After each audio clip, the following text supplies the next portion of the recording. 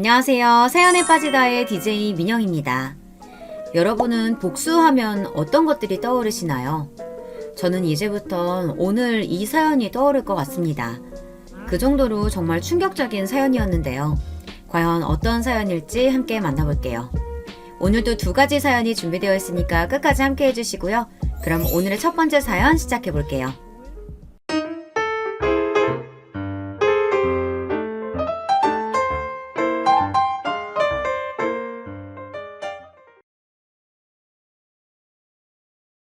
안녕하세요. 요즘 따라 날씨가 추워지고 있는데 모두들 잘 지내시나요?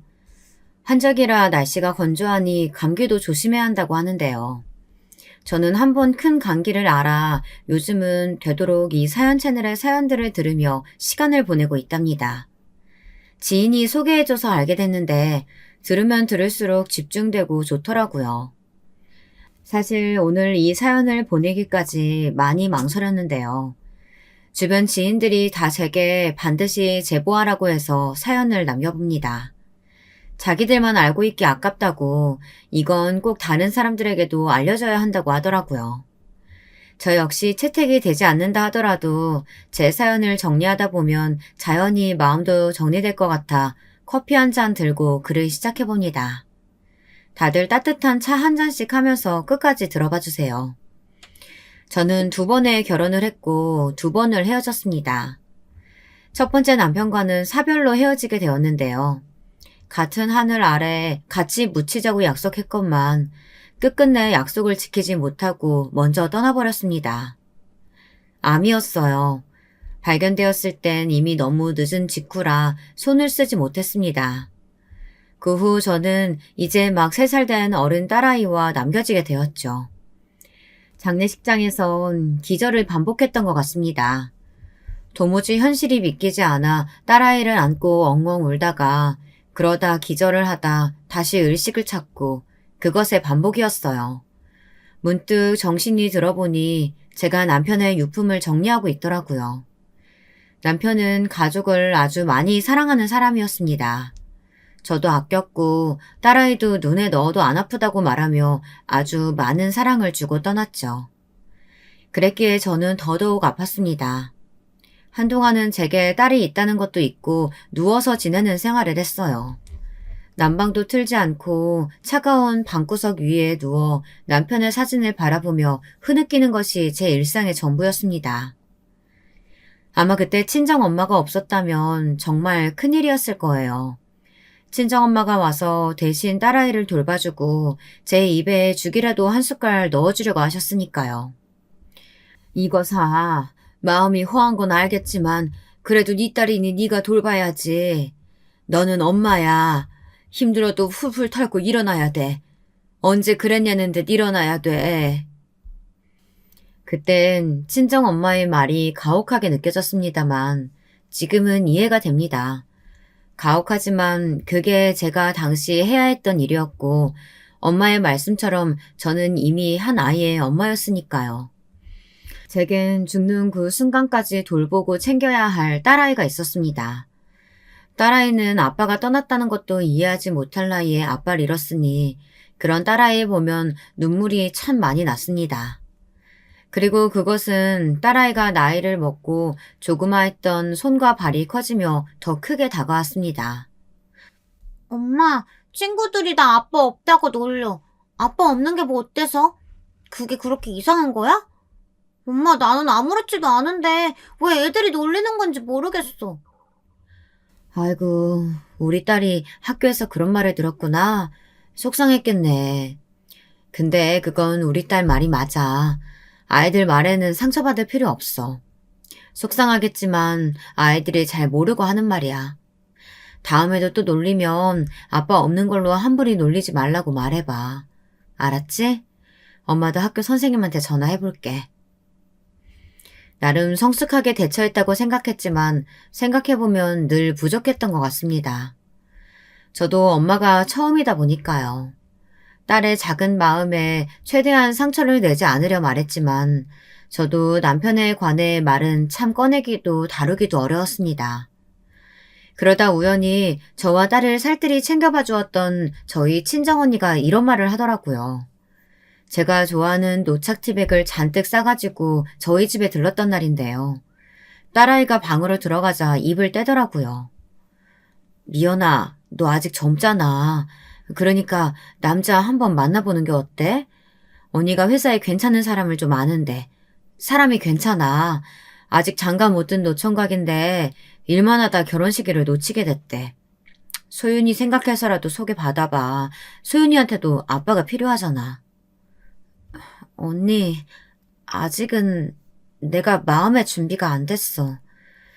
미연아, 시간 많이 지났어. 물론 네 상처가 아직 여물지 못했을지 모르지만 그래도 언니도 엄마도 네가 너무 걱정스러워. 가정이 있어야지. 그렇게 마트에서 매일 다리 퉁퉁 부어가며 일할 순 없잖아. 또 이런 단칸방에서 언제까지 둘이 살 수도 없고. 그러면서 친정언니는 저희 집이 안쓰럽다는 듯 둘러보았는데요. 저 역시 언니 말이 맞다는 걸 인정하게 되더군요. 이 집은 달동네 중에서도 안 좋은 곳에 위치해 있었고 계단도 많이 걸어야 하는 만큼 딸아이도 학교 갔다 집에 오는 길을 힘들어했어요. 집 안은 말할 필요도 없었죠. 그렇게 열악한 환경에 살고 있는 저희 모녀에게 엄마나 언니 모두 도움을 주고 싶어 했지만 친정도 그닥 넉넉하지 않은 편이었죠. 참 여러모로 비참했습니다. 그러다 두 번째 남편을 만나게 되었답니다. 사실 이제부터가 사연의 진짜 시작이나 다름없는데요. 저는 전 남편인 이 두 번째 남편을 만나고 나서부터 온갖 불행을 짊어지게 되었거든요. 그 사람과는 제가 일했던 마트에서 처음 만났습니다. 30대 후반 정도로 보였던 그 남자는 제게 먼저 적극적으로 들이댔어요. 어느 날 계산대에서 바코드를 찍고 있던 제게 할인 쿠폰 관련 물어볼 게 있다며 말을 걸기 시작하더니 매일같이 마트에 오기 시작하더라고요. 딱히 제 스타일이 아니었던지라 솔직히 부담스러웠어요. 안 오셨으면 좋겠어요.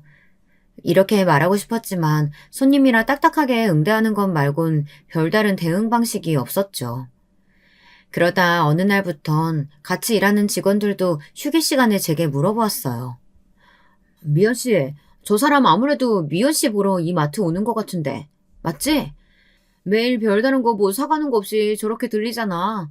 아니, 혹시 이미 둘이 사귀는 거야? 네? 아니에요. 왜 잘해보지? 내가 사장님한테 슬쩍 물어봤는데 우리 사장님이 저 사람 어머니하고 아는 사이인가 봐. 어머니란 사람도 괜찮고 저 사람도 직업 번듯하대. 무슨 회사를 운영한다던데. 수입이 좋은가 봐. 여기 세봉교에 넘어가면 있는 그 아파트 있잖아? 그 브랜드 아파트에 혼자 산다는데? 어머니 집도 사주고 효자 아들의 돈도 많으면 미연 씨한테는 아주 괜찮은 조건이지. 미연 씨가 솔직히 조건이 좋은 편은 아니잖아. 상대방 남자는 굉장히 집안이 여유로운 편인 것 같았습니다. 솔직히 그 말을 듣자 혹하기는커녕 더 부담스럽더라고요. 그런 집에서 이미 한번 결혼한 저를 왜 좋아하겠나요? 연애가 시작되기 전에 이미 겁부터 나더라고요. 하지만 결과적으로 10번 찍어 안 넘어가는 나무 없듯 그 남자의 공개적인 구애에 저는 만남을 생각해보게 되었습니다. 나는 미연 씨가 참 좋아요. 얼굴만 예쁜 게 아니고 마음씨도 미연 씨 같은 사람 세상에 또 없을 거라고 생각해요. 그리고 미연 씨한테 딸이 있든 그런 건 중요하지 않아요. 미연 씨 딸이면 내 딸이나 마찬가지예요. 미연 씨가 뭘 걱정하는지 알아요. 미연 씨 딸 마음으로 키울게요. 약속해요. 아직도 이때의 대화가 생생합니다. 그 뒤 이 사람이 어떻게 변모했는지 결말이 어땠는지 생각하면 말입니다. 전 남편은 제게 반드시 제 딸을 마음으로 낳은 딸이라 생각하며 기르겠다고 약속했고 딸과 잘 놀아주는 모습을 보여주었어요. 딸이 좋아하는 거라면 뭐든지 사주고 어떤 날엔 딸이 아프다고 하니 한밤중에 달려오더라고요. 그 모습에 저도 완전히 넘어가게 되었죠. 다만 결혼을 생각하자니 시어머니가 걱정이 되었는데요. 전 남편의 어머니, 전 시어머니는 겉으로 보면 사람이 좋아 보이는 스타일이었어요. 어디서나 잘 웃고 인자한 인상 있잖아요. 그런 느낌이요. 당시 시어머니는 전 남편이 사준 아파트에서 살고 있었는데 바로 옆 동네인지라 얼굴을 몇 번 볼 수 있었습니다. 하지만 제가 일방적으로 만남을 피했고 얼굴만 보여도 숨었죠. 괜히 꽃뱀 취급당하며 엄한 아들 홀렸다는 말을 듣고 싶지 않았습니다. 그러다 언젠가 정식으로 인사를 드리기도 전 마주치고 말았는데요. 바로 우리 딸 때문이었어요. 우리 딸이 전 남편의 손을 잡고 걸어가던 중 시어머니에게 발각이 된 것이에요. 너 이게 뭐니? 내가 지금 보고 있는 거 이거 진짜냐? 사람들이 나한테 와서 네가 이상한 여자 만난다고 말했을 때 그냥 뜬구름 잡는 소문이다 했는데 네가 진짜 미쳤구나. 어디 애 딸린 여자랑 결혼을 하려고? 너 당장 그 손 떼. 엄마, 애 아프니까 말씀이라도 좀 조심하세요. 정말 내가 나중에 설명드릴 테니까 일단은 집에 들어가시고. 아니, 못 간다. 내 두 눈에 흙이 들어가도 만나는 거는 안 돼. 너 그 여자랑 헤어진다고 나한테 각서라도 쓸 거 아니면 내가 무슨 수라도 쓸 거다. 그리고 그 손 안 놔? 이 기집애가 어디서 감히 우리 아들 손을 잡아? 당장 떼라고! 아파요, 할머니. 할머니? 누가 네 할머니야? 이때 저는 멀리서 이 광경을 보다 그만 미친 듯이 뛰어가고 말았는데요. 그건 시어머니가 남편 손에 쥐고 있던 작고 작은 우리 딸의 손을 떼어놓으려고 난리를 치고 있었기 때문이었습니다. 그러다 딸이 아파서 그만 비명을 지르며 옆으로 넘어졌는데 하필 그곳이 아스팔트였기에 저는 너무 놀랐습니다. 어머, 이걸 어떻게, 우리 딸 괜찮아? 세상에 피나잖아. 재훈씨, 얼른 119 불러줘요. 결국 그날 119를 불러 응급실에서 아이를 보고 있는데 별의별 생각이 다 들더라고요. 제가 우리 딸 곁에서 울며 응급처치를 기다리는 동안에도 시어머니란 사람은 저와 제 딸아이를 노려보고 있었거든요. 아주 무섭게요. 사과 한마디도 없었죠. 자신이 없었습니다. 이 사람과는 그냥 헤어지는 게 맞겠다라고 스스로 마음을 갈무리하려고 했죠. 사랑은 소용없었습니다. 그런데 어찌어찌 결혼까지 가게 되었답니다. 놀랍게도 어느 날 시어머니가 저와 전 남편을 따로 부른 것이었어요. 내 아들이 너 아니면 죽겠단다. 나랑도 연 끊겠단다. 그 정도로 좋아 죽겠다는데 어쩌니? 네. 저는 뭐라고 말씀을 드려야 할지. 내가 지금 네 의견을 묻는 게 아니야. 내 결정만 말하는 자리다 여긴. 나는 니들 결혼 허락하기로 했다. 단 조건이 있어. 셋이 사는 게 아니라 넷이 사는 거야. 네? 내가 피눈물 흘려가며 키운 우리 아들이 자기 애도 아닌 애를 키우겠다고 하는데 그걸 두고 볼 어미가 어디 있겠냐? 네가 괜찮은 애인지 네 딸이 속 안 썩이는 애인지 내가 봐야겠다고. 그러니까 그런 줄 알고 이 조건 싫으면 결혼도 파토 내라. 시어머니는 단호했습니다. 전 남편도 옆에서 쩔쩔매는 눈치로 저를 보고 있었죠. 제 결정만이 남아있었는데 그때 저는 싫다고 대답하지 못했습니다. 한 가지가 마음에 걸렸습니다. 딸이 전 남편을 이미 아빠로서 굉장히 잘 따르고 있었기 때문이에요. 엄마, 나 아빠 갖고 싶어. 나도 다른 애들처럼 아빠 생기니까 너무 좋아. 딸은 어느 날부터 전 남편을 무작정 자기 친구들 앞으로 끌고 가 자기에게 아빠가 생겼다며 자랑을 했더라고요. 제게도 저렇게 말했고요. 그러니 저는 딸을 생각하면, 그리고 저와 딸의 처지를 생각했을 땐 시댁살이를 당하더라도 재혼을 선택하는 것이 맞겠다 싶었습니다. 그래, 좋은 아파트에 좋은 물건에 재훈 씨도 좋은 사람이잖아. 난 지금 우리 딸 책가방 하나도 못 사주는데. 재혼을 하면 내가 못 해주는 것들을 많이 해줄 수 있겠다고 생각했어요. 그랬기에 저는 시어머니를 모시고 더 큰 평수의 아파트에서 시집살이를 시작하게 되었답니다. 여러분들이 생각하시기에 그때의 제 하루하루가 어땠을 것 같나요? 며느리를 마음에 들어하지 않는 시어머니와 함께 눈 뜨고 밥 먹고 보내는 하루하루 말입니다. 한마디로 말하자면 정말 지옥이었습니다. 물론 시어머니는 남편 앞에 있으면 천사표 시어머니였어요. 우리 아들, 오늘도 일하고 오느라 고생했지? 엄마가 우리 며느리랑 손녀랑 같이 시장에 가서 나물 잔뜩 사와 많이 무쳐놨어. 요즘 너무 고기를 먹는 것 같길래 채식 위주 식단도 나쁘지 않을 것 같아서. 근데 우리 며느리가 나랑 닮았나 봐. 시장 사람들이 다 나랑 며느리 보더니 엄마랑 딸 사이냐고 물어보더라. 아이고, 그래서 내가 맞다고 농담 삼아 말해버렸지. 시엠이랑 며느리 사이니 엄마랑 딸이랑 다를 게 없잖아. 그지? 그래요. 엄마 잘하셨네요. 지금 보니까 두 사람 닮은 것 같기도 하고. 당신도 엄마랑 좋은 시간 보냈어? 아, 어. 근데 사실 시어머니는 저런 말을 들으면 대놓고 쏘아붙이곤 했습니다. 어딜 봐서 며느리랑 자기랑 닮았냐고요. 아유, 기분 나빠 죽겠네. 내가 저 못생긴 거랑 닮았다고? 참나, 다들 보는 눈도 더럽게 없나 보네. 이래서 내가 시장 사람들을 싫어한다니까. 이런 말을 뒤에서 궁시렁거리는 걸 분명 제가 들었거든요. 딸은 그런 할머니를 보며 무섭다고 제 손을 꼭 잡았고요. 참 화도 많이 났지만 이 또한 지나가리라고 생각하며 버텼습니다. 전 남편이 자기 엄마 말을 고지고대로 듣지 않았거든요. 엄마가 많이 무섭게 굴지? 미안해.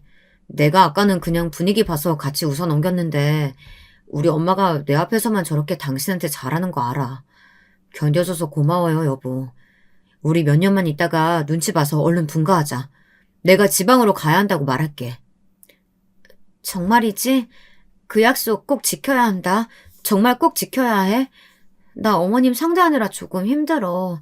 우리 딸도 눈치 많이 보고. 그래, 알았어. 나도 우리 가족 생각해서라도 꼭 몇 년 안에 분가할게. 그나마 전 남편이 똑똑한 사람이었기에 다행이었죠. 사실 알만도 했어요. 자기 어머니랑 몇십 년을 삶아떼고 살았는데 그 독한 성격을 모를 리가 있나요? 다만 이건 심하다고 생각했던 날이 있었는데요. 시어머니의 성격을 먼저 말씀드려야 할 것 같네요. 시어머니는 절약 습관이 지나치셨습니다. 조금이라도 돈이 허투루 나가는 것을 싫어하셨는데요. 남편의 말로는 자신이 어렸을 적 시아버지가 사치가 심해 돈을 펑펑 쓰는 바람에 시어머니가 그 구멍을 메꿔보고자 부단하게 노력했던 게 습관으로 굳어지신 거라고 했습니다. 시아버지는 저와 전 남편이 만나기도 전 이미 몇 년 전 암으로 돌아가셨기에 저는 별일이 없었습니다만요. 시어머니의 절약 습관으로 보아선 도대체 어느 정도의 사치였는지 궁금해질 때가 많았습니다. 시어머니는 정말 화장실 휴지 쓰는 것조차 감시하셨거든요. 거기다가 뒤에 따라붙는 말이 사람 염장을 질렀어요. 예, 너 내가 말했지? 왜 화장실 휴지를 4칸씩이나 쓰고 자빠져 있어? 똥 싼 거 아니면 무슨 4칸씩이나 쓰니? 이게 다 우리 아들이 등골 휘어지게 일해서 번 돈이야. 너 집에서 놀고 있으니까 그거 우습게 생각하냐? 어머님, 그럴 리가요. 제가 왜 그 사람 돈을 우습게 생각해요. 그리고 어머님, 제가 전에도 말씀드렸지만 저희 딸 있을 땐 말씀을 조금 자중하시는 게 좋을 것 같은데요. 뭐야? 저번에 딸아이가 상처받았잖아요. 어머님이 전 노는 여자고 남편만 일하는 사람이라고 너무 세게 말씀하셔서요. 그것도 소리 지르면서 말씀하시니 저도 그렇고 딸아이도 눈치가 보여요. 웃기다. 그게 눈치 보는 사람 태도냐? 네가 내 눈치 잘도 봤겠다. 웃기는 소리하고 자빠졌네. 내가 이런 말 안 하려고 했는데 네 딸이나 너나 진짜 내 심기 얼마나 불편하게 만드는지 아냐? 넌 시애미한테 바락바락 대들어. 네 딸은 뭔 소리만 했다 하면 무섭다고 징징거려. 내가 지금 울음소리 때문에 노이로제가 걸리게 생겼어. 듣기 싫어 죽겠다고. 그건 어머님이 야단을 치시니까 애가 무서워서 우는 거잖아요. 이런 사소한 말씨름이 하루에도 몇 번씩 있었다면 믿으시겠어요? 저는 정말이지 가슴이 타들어가는 기분이었습니다. 물 한 방울도 아낀답시고 수도꼭지 제대로 안 잠궜다고 타박에 야단에 언제는 시장에서 야채를 사오지 않고 근처 마트에서 장을 봐왔다는 이유로 몇 시간을 폭격 같은 잔소리를 들어야 할 때도 있었습니다. 시장 가면 300원이나 싸게 살걸. 감히 마트에서 장을 봐? 너 우리 아들 돈이라고 물수도 펑펑 쓰고 싶냐? 어머니, 오늘은 아이 데리고 오느라 제가 너무 바빠서 그랬어요. 시장은 여기서 차 타고 30분은 가야 되잖아요. 말 나온 김에 저 바쁠 땐 그냥 요 앞에 마트 가면 안 되나요? 솔직히 시장 가는데 기름값이 더 들어가요. 뭐 마트? 얘가 돈이 썩어나나 보네. 그럴 거면 네가 돈 벌어갖고 네 돈으로 밥 해먹어. 내 아들 돈 축내지 말고. 무슨 차야? 버스 타고 가면 될걸. 네, 이럴 바엔 시어머니 말대로 제가 나가서 일하고 싶었죠. 그런데 딸아이를 두고 제가 나가서 일하자니 딸 걱정이 되더라고요. 시어머니는 저희 딸이 학원 다니는 것도 다 동남비라고 하시며 집에만 두려고 했는데요. 딸이 시어머니를 무서워했거든요. 그래서 꾹 참아야 했답니다. 그러다 어느 날은 제가 드디어 폭발하게 되었답니다. 시어머니가 저희 딸에게 험한 말투로 해선 안 될 말을 하는 것을 듣고야 말았기 때문이죠. 야, 너네가 수도꼭지 꼭 잠그라고 했지? 당장 잠그고 와. 죄송해요, 할머니. 바로 잠글게요. 그리고 이 기집애가 대체 뭐가 배고프다고 하루에 몇 개를 처먹는 거야? 너 학교에서 밥 안 먹고 왔냐? 먹었으면 됐지 뭘 또 라면을 끓여 먹겠다고 지랄이야. 할머니, 저 그래도 너무 배고픈데 먹으면 안 돼요? 시간이 벌써 6시인데. 밥은 네 아빠 와야 먹는 거야. 어디서 가정교육 못 받은 티 내고 있어. 너도 네 엄마 닮아 머리가 멍청한 거냐? 저희 딸아이가 절대 많이 먹는 편이 아니라 그저 저녁 때가 되어 끼니를 챙겨 먹으려고 했던 것을, 그것도 할머니가 밥 먹는다고 하면 싫어할까봐 라면을 먹겠다고 한 건데 저렇게 말한 겁니다. 정말 너무 열이 받더라고요. 시어머니는 제가 들어오는 소리도 못 듣고 기어이 딸아이를 방으로 내쫓는데 그날 전 결국 일을 치고 말았습니다. 어머님, 제 딸이 배고프면 좀 먹을 수도 있지. 어떻게 그렇게 말씀하세요? 가정교육이 뭐요? 어머님 딸이 그렇게 말했어도 똑같이 말씀하실 건가요? 아니죠. 그러시지 않죠.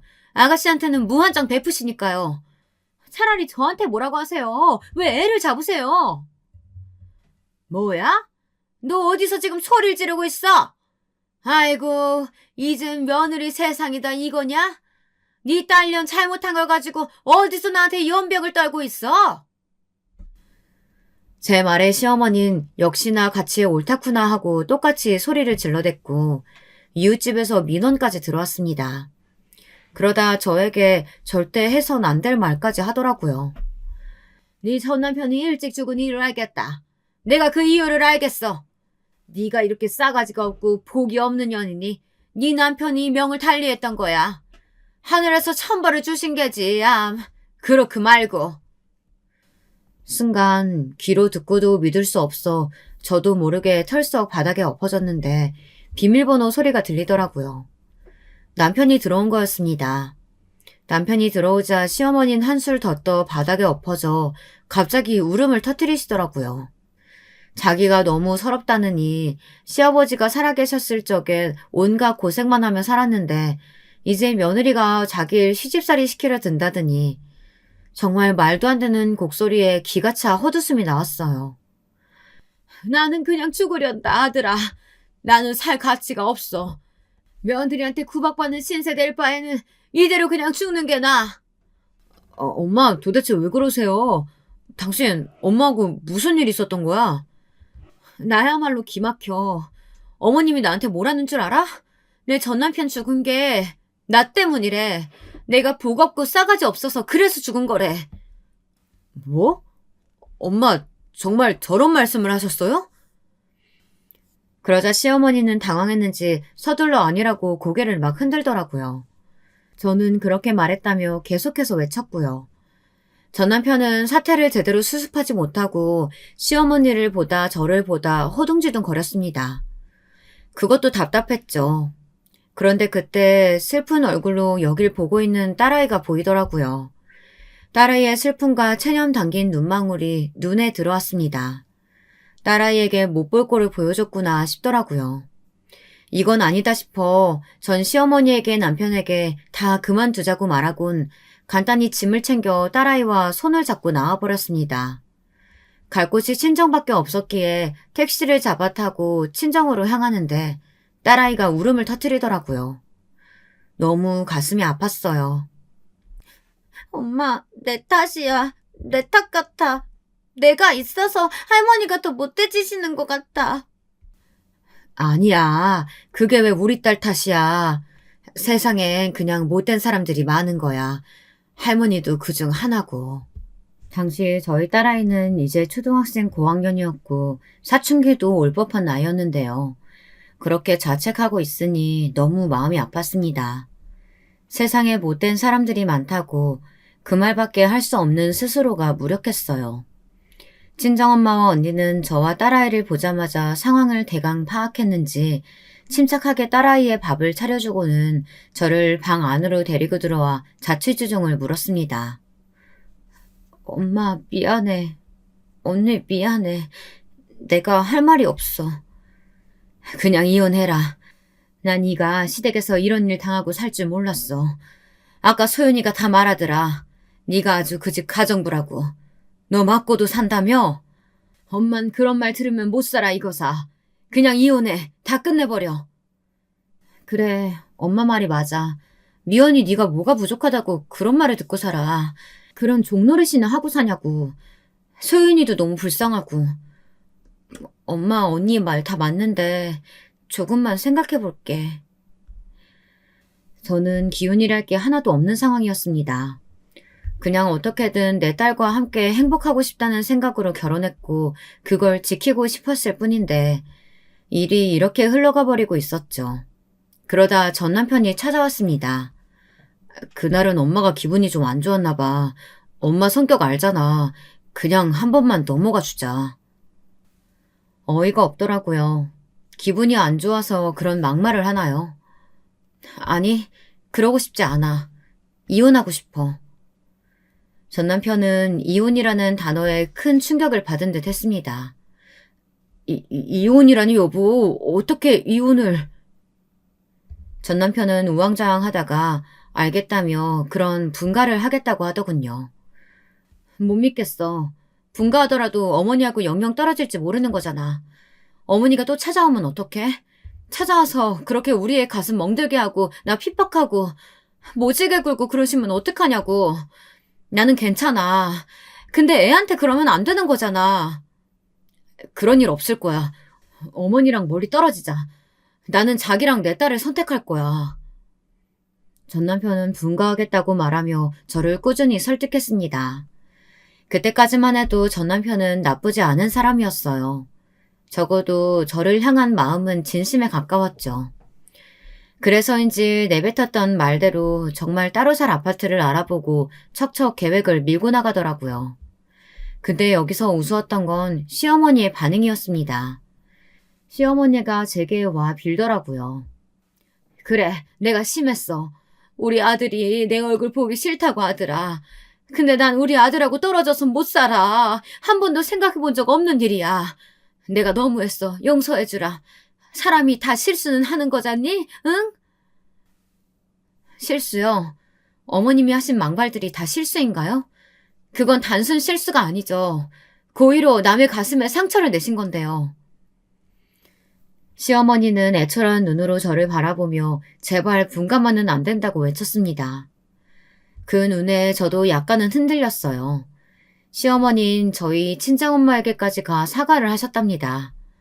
거기다 제가 친정에 가 있는 사이 몸이 안 좋아 병원에 검진받으러 갔더니 암 진단을 받았다고 하더라고요.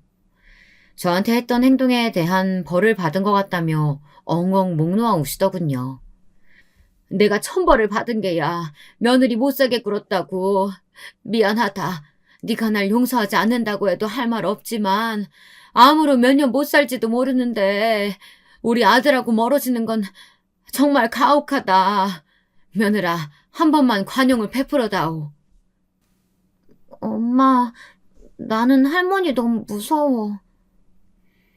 딸아이는 제 손을 또다시 꽉 잡으며 자기는 싫다는 의사표현을 했어요. 하지만 몇 날 며칠 친정 식구들하고도 얘기하고 생각해본 결과 저는 암에 걸렸다며 용서를 비는 시어머니를 외면할 수 없다는 결론이 나왔습니다. 한 번은 봐드리기로 했습니다. 대신 저는 이번엔 조건을 걸었죠. 시어머니가 제게 그랬듯이요. 알겠어요. 대신 어머님, 저한테도 저희 딸한테도 전처럼 대하신다면 저희는 언제든 분가할 거예요. 그런데 참 저희 시어머니 무서운 분이셨더라고요. 시댁에 들어서고 며칠이 지났는데 시어머니가 병원에 가시지도 않고 약도 먹지 않길래 조심스레 물었더니 이러는 겁니다. 암인 줄 알았는데 오진이었다고요. 오진이어서 얼마나 다행인지 모른다고 하시는데 전 눈치챘습니다. 그 암 발언은 제 마음을 돌리기 위한 거짓말이었던 거죠. 거기다 거짓 눈물까지 흘리셨으니 소름이 돋더라고요. 그래도 하나 다행스러운 게 있었다면 그 시기 남편이 정말 업무상의 이유로 분가를 해야 하는 상황이 되어 저희는 분가를 하게 되었답니다. 물론 시어머니는 지나칠 정도로 슬퍼하셨지만 전 해방이었죠. 이제는 우리 가족이 행복할 일만 남았다고 생각했어요. 근데 제가 앞에 시댁에 들어간 이후 인생에 온갖 고난을 겪었다고 말씀드렸잖아요. 네, 또 다른 고난이 기다리고 있더라고요. 딸아이가 어느덧 고등학교에 들어갈 나이가 되었을 쯤이었습니다. 여보, 이게 뭐예요? 당신 주머니에서 이런 게 나왔는데 이거 아이라이너 같은데 왜 이게 당신 주머니에 있어? 글쎄, 난 모르겠네. 그냥 내가 펜인 줄 알고 집어왔나? 난 그게 화장품인 줄도 몰랐네. 아무튼 피곤해. 밥이나 차려줘. 당시 전 남편이 사업차 출장을 가 있는 시간이 많았는데 주머니에서 여자들이 눈매를 그릴 때 쓰는 아이라이너가 발견되었어요. 추궁하니 당황해 하더군요. 안색이 하얘지는 게 느낌이 조금 안 좋았어요. 아니, 당신 이게 펜인 줄 알았다고요? 서류에 사인이라도 한 거야, 이걸로? 내가 그랬나 봐. 그게 여자들 눈에 그리는 아이라이너야? 몰랐네. 남자들은 그런 거 잘 모르니까. 근데 전 남편이 이때 너털 웃음을 지으며 민망해하길래 그냥 넘어갔습니다. 남자들이야 여자 화장품에 대해선 잘 아는 게 이상하니 모를 수도 있겠구나 싶었죠. 전 남편이 연애 경험도 별로 없는 사람이었거든요. 하지만 이상한 일은 다음에도 이어졌습니다. 제가 전 남편이 좋아하는 사골국을 끓여놓고 기다리고 있는데 갑자기 못 온다고 전화가 왔습니다. 어떡하지? 갑자기 일이 생겨서 당신 혼자 먹어야겠는데. 그래? 어쩔 수 없지. 알겠어요, 그럼. 일이 생겨 못 온다는 말에 알겠다고 하고 전화를 끊은 줄 알았는데 상대편은 전화를 끊은 줄 알았는지 이상한 소리들이 들려오더라고요. 여자 목소리였고 하이톤의 음성이라 제법 귀에 꽂혀 들어왔습니다. 그리고 한 단어, 자기라는 단어도 들려왔어요. 자기야, 얼른 와. 자기라는 단어에 순간 몸이 굳더라고요. 이번엔 제대로 감이 왔습니다. 한숨도 자지 못하고 사골국은 그대로 둔 채 그날 전 남편을 기다렸습니다. 그리고 전 남편이 비척거리며 들어왔을 때부터 추궁을 시작했죠. 처음에는 전 남편도 제가 몰아치니 뭔가 당황한 듯 보이더니 점점 침착해졌습니다. 아니, 당신이 오해하는 거라니까.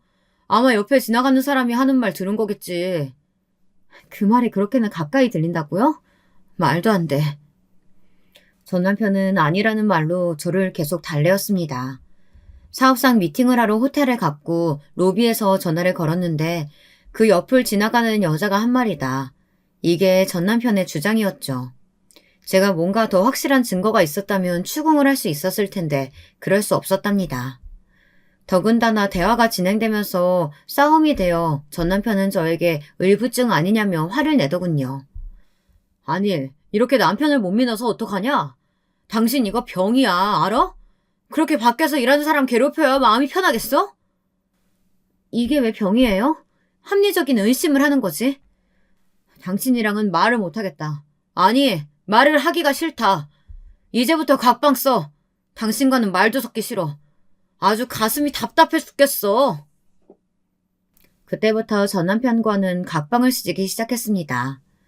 전 남편은 대놓고 저에게 남편에게 사사건건 간섭하는 여자라며 제 간섭질이 멈추기 전까진 절대 한 방을 쓰지 않겠다고 하더군요. 제가 다가가 사이를 합쳐보려고도 했지만 전 남편은 어쩐지 이미 마음이 멀어진 사람 같았습니다. 그리고 돈 한 푼이라도 아꼈어. 남편이 죽는 둥 살 둥 노력해서 버는 돈이야. 이런 말들을 자주 하곤 했죠. 이걸 두고 딸이 많이 걱정했어요. 정말 괜찮은 거 맞냐면서 말이죠. 저는 애써 웃어 보였지만 저희의 결혼 생활이 서서히 파국이 되어가고 있다는 걸 짐작할 수 있었습니다. 그리고 시간이 흐르면서 저에 대한 사랑도 많이 식었다는 것을 느낄 수 있었어요. 어느 순간부터 제게 생활비를 적게 주기 시작하더라고요.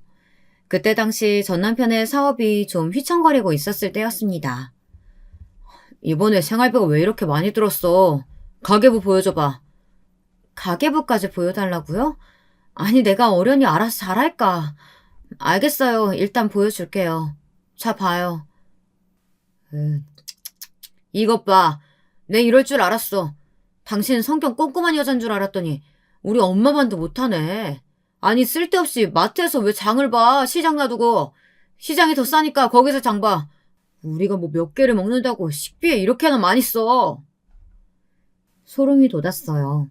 전 남편은 시어머니 판박이인 모습을 보여주더라고요.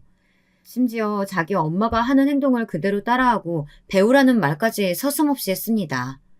제가 시어머니를 얼마나 싫어하고 끔찍이 하는지 알면서요. 여보, 이건 좀 심해. 나도 아낄 건 충분히 아끼며 사는 거라고요. 거기다 당신이 하도 돈돈거려서 나 요 앞에 식당에서 파트타임으로 일하기로 했어요. 나도 생활비 보탤 테니까 이제 생활비로 사람 숨 좀 그만 줘요. 웃기고 있네. 뭐 내가 숨을 쪼여? 진짜 숨 쪼이는 게 뭔지 보여줘? 참나. 당신 숨 쪼이고 있어.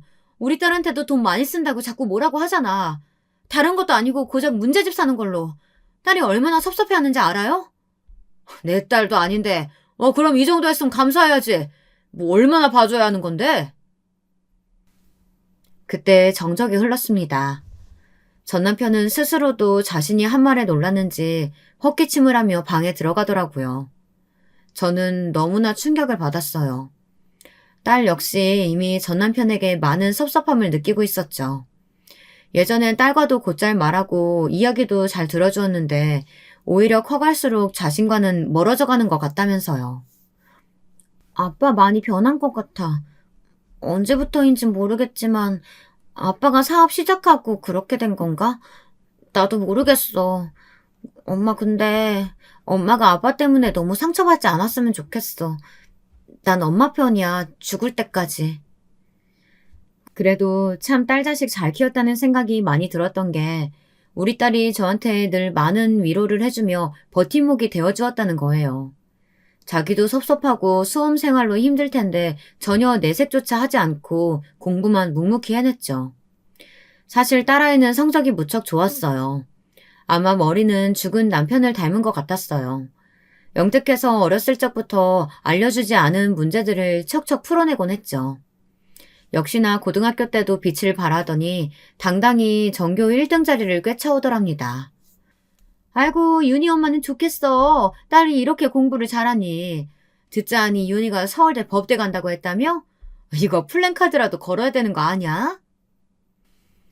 나중에 제 딸이 대학에 갈 시즌이 되자 동네 아줌마들은 저를 보며 이런 말을 한마디씩 했는데 그때마다 아니라고 손사래는 치지만 은근슬쩍 기대가 되곤 했습니다. 딸아인 정말 사력을 다해 열심히 하고 있었거든요. 가끔은 코피까지 쏟아가며 책을 보곤 했는데 안쓰러우면서도 해줄 수 있는 게 없어 잠든 딸 위에 이불을 덮어주는 게 전부였답니다.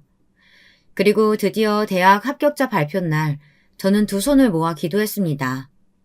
마침내 들려오는 딸의 목소리엔 눈물을 흘리었고요. 엄마, 나 합격했어. 합격이라고. 정말? 정말이야? 아이고, 우리 딸 장하다 장해. 아빠한테도 말해줄래. 아빠도 기대하고 계실 텐데 말씀드려야겠어. 딸아이는 그 와중에도 전 남편을 떠올리며 이 소식을 전해야겠다고 들떠하고 있었습니다. 저도 그러라고 했죠. 평소 집에 들어오기 싫다며 밖으로 돌던 남편이었지만 이날만큼은 집에서 오붓하게 식사를 하며 함께 좋은 시간 보내길 기대했었어요. 그런데 남편이 전화를 안 받더군요. 상을 다 차려놓고 한참을 기다리는데도요. 딸 얼굴이 점점 실망으로 번져가는 게 느껴져 저도 초조했습니다. 그러다 밤 12시가 넘어서인가 갑자기 초인종 소리가 들리더라고요. 나가보니 술에 쩔어 비척거리는 남편과 그런 전 남편을 부축하는 젊은 여자가 한 명 서 있었습니다. 누구세요? 저 오빠랑 아는 동생인데요. 오빠가 너무 취해서요. 오빠 부인이시고 네가 오빠 딸이구나? 여자는 능숙하게 저와 딸의 존재를 아는 듯 인사를 했습니다. 쥐잡아 먹을 듯 붉은 립스틱에 짧은 치마가 거슬리긴 했지만 설마 이 인간이 바람피는 여자를 집으로 데려왔을 거라곤 상상하지 못했습니다. 여보, 우리 딸 서울대 법대 합격했어. 오늘 당신이랑 같이 축하 파티도 하고 싶었는데 당신 전화도 안 되고 그래서 윤희가 많이 실망했어요. 지금이라도 가서 축하한다고 한마디 해줘. 그래도 어떻게든 분위기를 무마해보려고 취한 전 남편에게 슬쩍 귀띔을 해주었습니다. 그런데 돌아오는 반응이 믿을 수 없었죠. 야, 서울대 법대? 내 딸도 아닌데 무슨 그게 기뻐할 거리라도 된다고 난리야. 그나저나 당신 저 상다리 부러지게 차려놓은 저 상 저거 얼마 썼어? 돈 생각하며 샀어 안 샀어? 내가 버는 돈이니까 아주 막 쓰지? 여보, 내 딸이 아니라니. 지금 그게 무슨 소리예요? 그럼 제가 내 딸이야? 네 딸이지? 네가 데리고 온 딸이잖아. 그리고 가시네가 무슨 대학이야. 공장에 나가야지. 딸아이는 남편의 말에 무척 상처받은 얼굴이 되었고 전 남편은 계속 술에 취해 헛소리를 짓거렸습니다. 그 헛소리 속엔 제 친정의 가난함에 대한 비하, 저를 향해 무식하다는 험담, 온갖 말들이 있었는데요. 너무 더러워 여기 적고 싶지도 않습니다. 저는 남편이 술이 깨고 나서 최소한 자신이 한 말을 사과해주거나 제정신으로 돌아와 주기를 바랬지만 그러지 않았어요. 맞는 말 한 걸 가지고 사과까지 해야 하냐? 순간 심장이 덜컹했습니다. 딸아이 대학 등록금 문제가 남아있기 때문이었어요. 아무리 제가 생활비를 보태기 위해 아르바이트를 한다고 해도 어쨌든 큰 돈이 들어가는 만큼 전 남편의 돈이 필요했으니까요.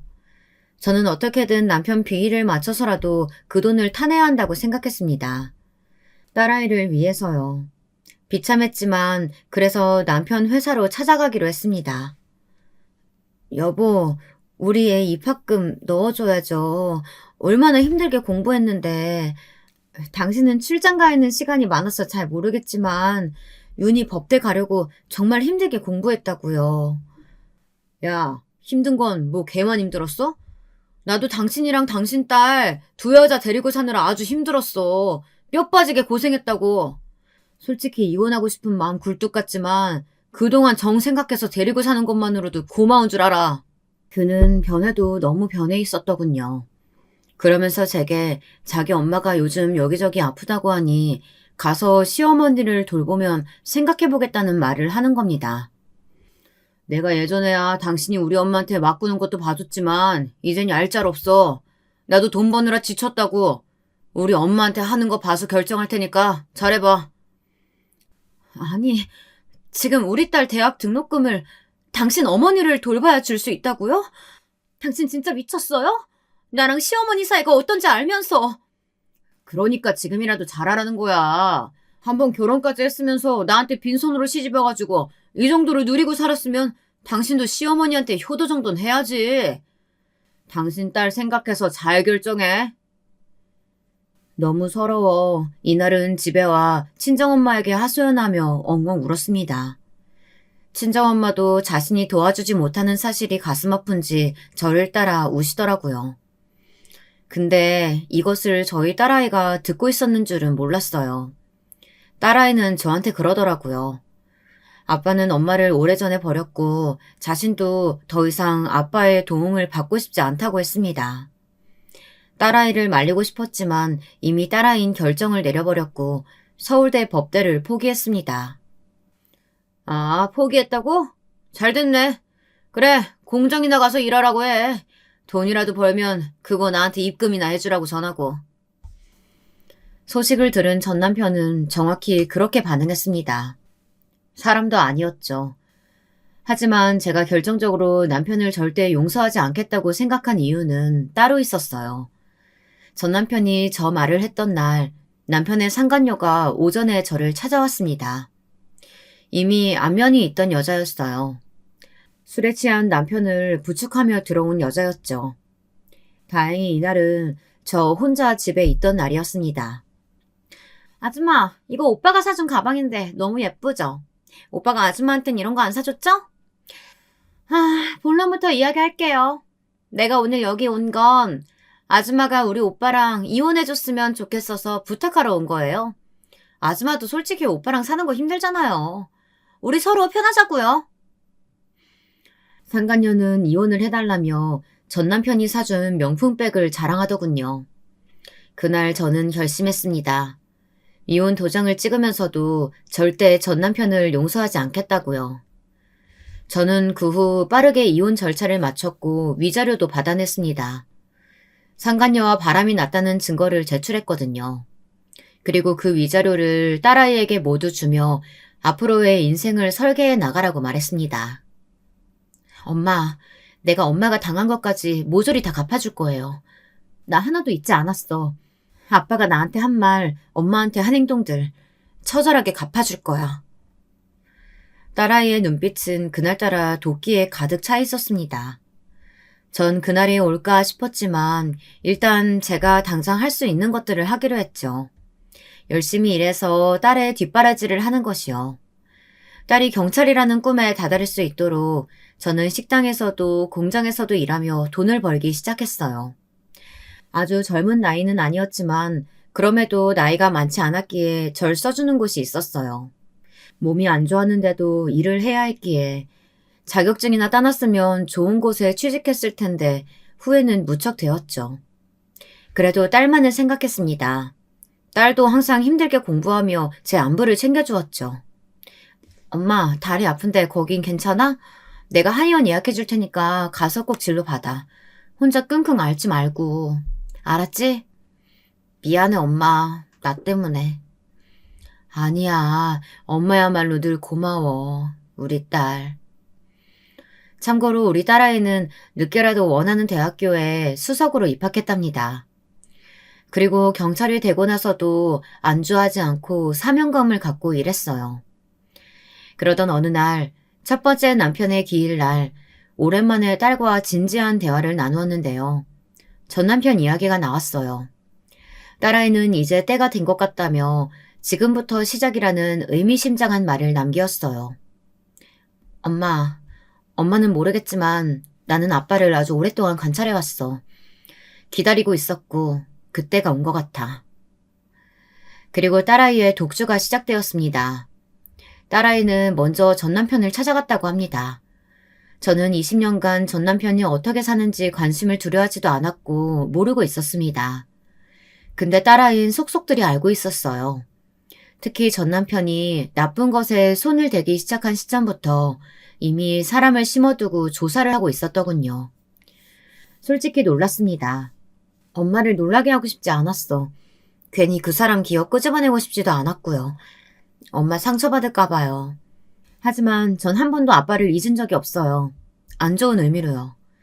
그리고 아마 아빠가 엄마를 한 번은 찾아올 거예요. 딸 말은 사실이었습니다. 아직도 이날이 생생합니다.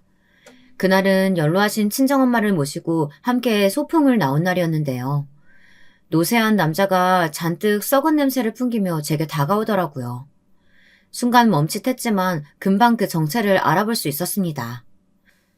제발 네 딸한테 말해줘. 나 살려달라고. 얘가 날 죽이려고 해.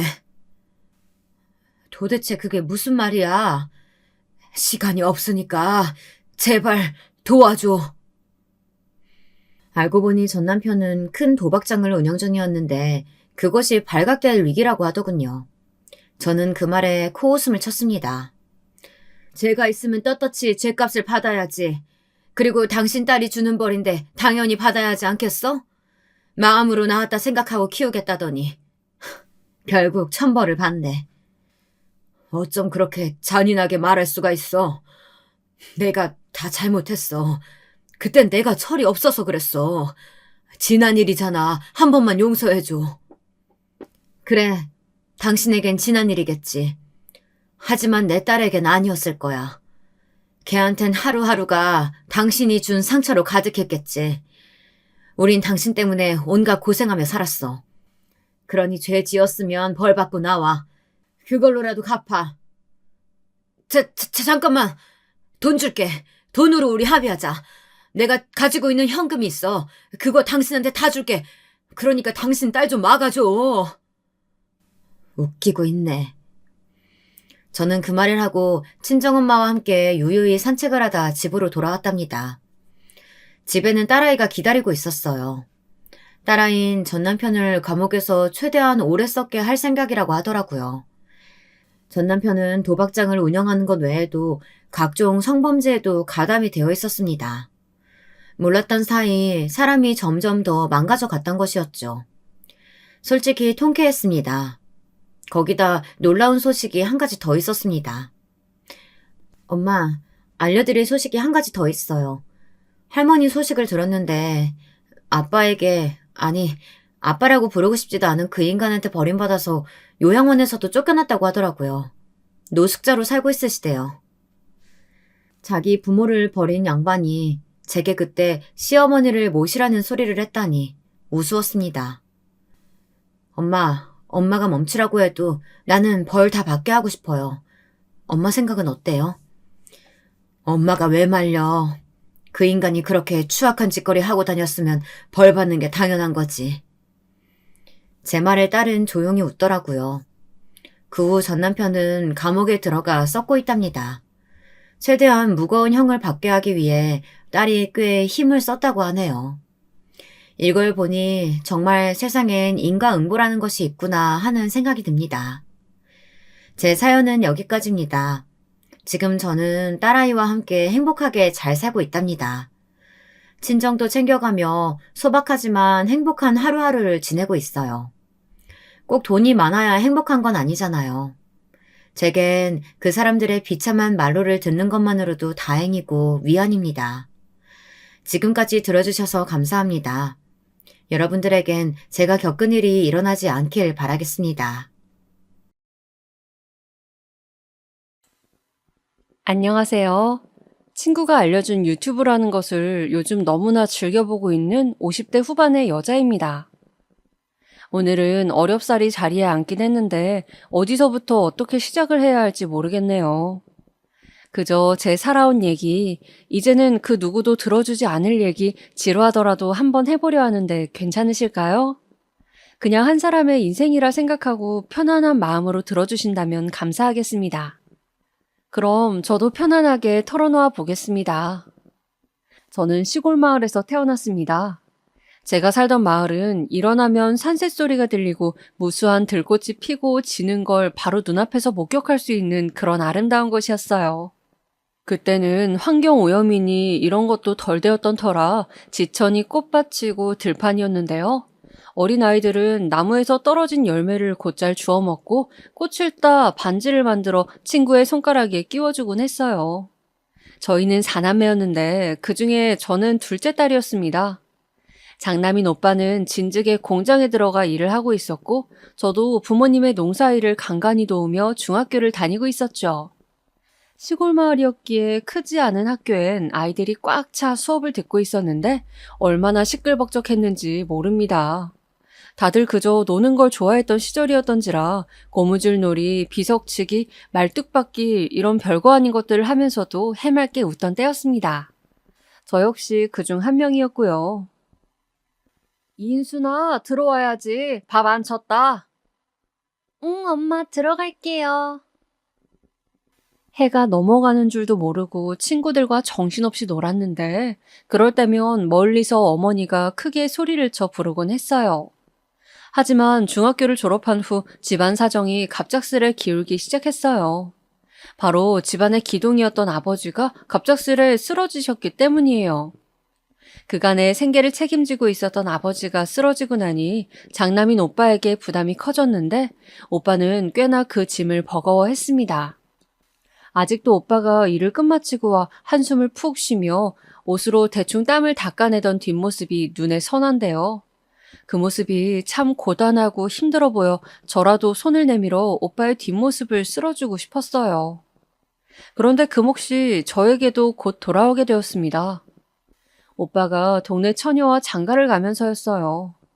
장가를 갔으니 이제는 그 집의 가장으로서 역할을 해야 했으니 저와 어머니가 동생들을 보살펴야 했죠. 살림도 꾸려나가야 했고요. 그때쯤 어머니는 결단을 내리셨어요. 인순아, 아무래도 우리 식구 다 먹고 살려면 농사는 답이 아니다. 장사를 해볼까 하는데 네가 엄마 좀 도와주련? 장사를요? 엄마랑 나랑? 낯설었지만 그렇게 어머니의 결단으로 장에서 어머니를 따라 장사를 시작했는데 아침부터 밤까지 장에 나가 앉아 과일을 팔고 있으면 엄마 도와주는 게 기특하다며 저를 봐서라도 사주는 사람이 있었고 썩은 거 판다고 괜히 돈을 돌려달라고 하는 사람도 있었어요. 장사를 하면서 여러 종류의 사람을 만났는데 그때의 경험이 나중에는 좋은 자산이 되었습니다. 아무쪼록 저와 어머니는 그렇게 열심히 일해 배고픈 동생들의 입에 밥을 넣어주었습니다. 그리고 어느새부턴 사정이 나아져 동생들 공부도 시켜줄 수 있게 됐죠. 특히 저희 막내 동생은 머리가 기똥차게 좋아 학교의 상이라면 상은 죄다 쓸어오곤 했는데 막내를 보고 있자면 뭐라도 될 놈 같아 어머니는 그 시절 막내를 대학교까지 졸업시켰습니다. 막내가 저희 집안에선 가장 고학력자였어요. 그러던 중 어느 날 동생들 키워놓고 조금 쉬고 있으니 어느 날 이웃집 아주머니께서 저를 집으로 부르시더라고요. 무슨 일이세요, 아줌마? 무슨 하실 말 있으세요? 아니, 인순아, 다른 게 아니고 저 건넌 마을에 내가 아는 청년이 한 명 있는데 걔가 너랑 나이도 비슷하고 참 사람이 건실하거든. 너랑 인연이 되면 좋을 것 같은데 너 한번 만나볼래? 네? 이웃집 아주머니의 말에 그만 볼이 화르륵 붉어졌지만 어머니도 이제는 저도 시집 보낼 때가 되었다고 생각했는지 말리지 않으셨어요. 그래, 인순아, 한번 만나봐라. 만나보고 별로면 돌아오면 되잖니. 하면서 떠미시더라고요. 그렇게 어머니에게 떠밀려 호기심 반 두근거리는 마음을 가지고 그 남자와 만나게 되었습니다. 시골 마을에 딱히 만날 장소도 없고 하여 근처 슈퍼마켓 앞에서 만나기로 하고 기다리고 서 있는데 멀리서 뛰어오는 모양새가 마치 그 청년 같았어요. 얼굴도 모르는 청년이었지만 그 순간 이런 느낌이 들었습니다. 눈이 마주친 그 순간 이 사람 내 남편이 될 수도 있겠다 하는 생각이요. 웃기시죠? 저도 조금 웃깁니다. 어떻게 제가 이 사람에 대해 아무것도 모르고 그런 생각을 했을까요? 청년은 아줌마에게 들은 대로 다부진 체격을 갖고 있었고 성격도 좋았습니다. 사람도 소탈해 보이고 작은 것에도 환한 이빨을 드러내며 잘 웃었는데 그 미소가 참 눈부시게 느껴졌어요. 그게 바로 남편의 매력이었죠. 아, 그 청년은 몇 번의 만남을 거쳐 정말로 제 남편이 되었습니다.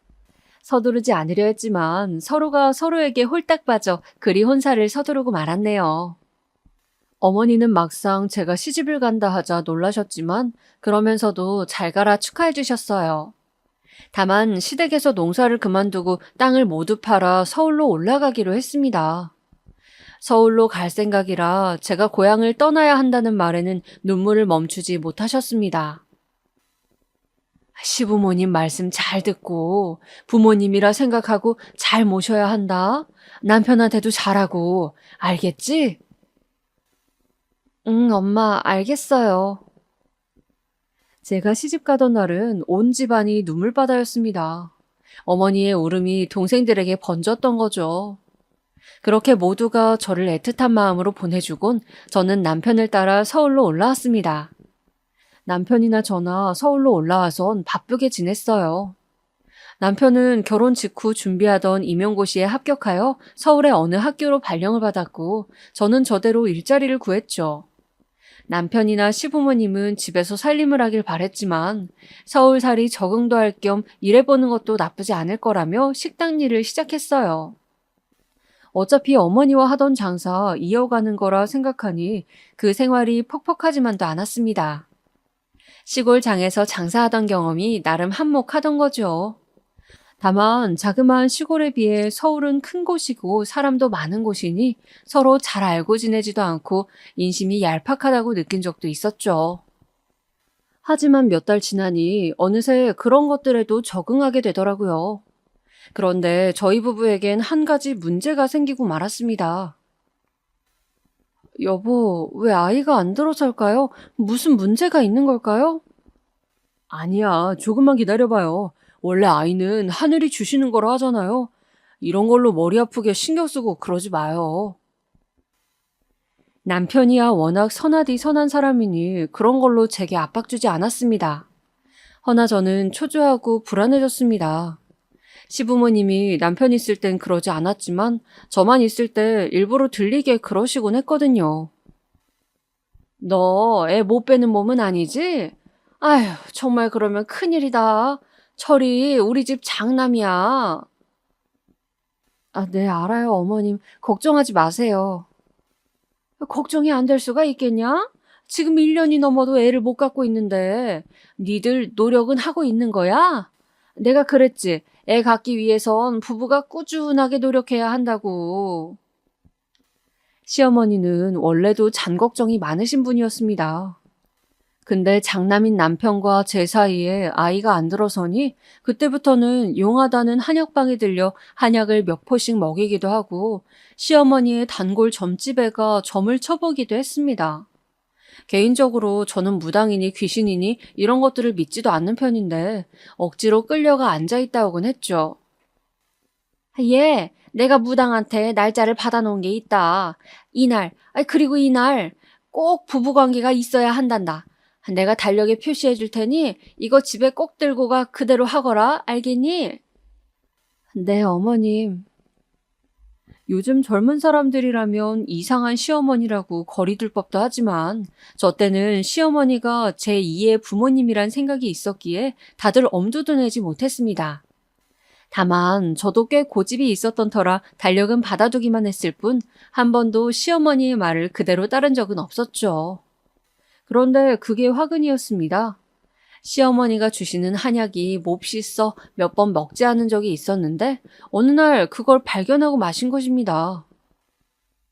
너 이게 뭐니? 왜 이게 냉장고에 그대로 있는 거야? 설마 너 안 먹었니? 아, 그게요, 어머니. 죄송합니다. 정말 기가 차는구나. 이게 얼마치인데? 얼마짜린데?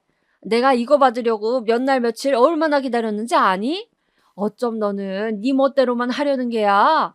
애 뵐 생각은 없는 게야? 그게 아니고요. 조금 이따 먹으려고. 조금 있다긴 상했겠다. 여자가 애 못 빼면 그 집안에 있을 자격이 없어지는 거야. 쓸모 없어지는 거라고? 내 입에서 꼭 이런 말까지 나와야겠니? 죄송합니다. 시어머니는 그날 여자의 도리를 강조하며 제게 한 번만 더 이런 식으로 행동했다간 쫓겨날 줄 알라며 엄포를 놓으시고 가셨습니다. 시어머니 간자리에 혼자 덩그러니 앉아있는데 눈물이 나오더라고요. 애를 낳고 싶지 않은 것도 아닌데 사람의 힘으로 안 되는 것을 왜 나에게만 책임을 물으시는 건지. 처음으로 결혼 생활이라는 것이 너무나 버겁게 느껴졌습니다. 고향에 살았을 적엔 아무리 가난해도 가족이 있었기에 행복했는데 서울에선 가족이 제 몫을 옥죄어오고 있었죠. 그래도 고향에서 했던 어머님 말씀도 생각하며 내가 봉양해야 할 가족이라고 생각하고 어떻게든 버텨나가려고 했어요. 그러나 시어머니의 노기는 풀릴 줄을 몰랐습니다. 아휴, 왜 안 들어서는 거지? 답답하네, 답답해. 옆집 미숙이네는 벌써 손주가 2살이라는데. 어머님이 주신 한약 다 챙겨 먹었어요. 달력도 확인했고요. 아유, 고만해. 애 잡겠어. 며느라가 이제 그만 가보거라. 가긴 어딜 가? 너 온 김에 여기 청소 좀 하고 가라. 화장실이랑 박박 닦고 가. 저녁거리도 만들고 그거라도 해야지. 아, 뭐해? 걸레 줄 테니 받아. 네.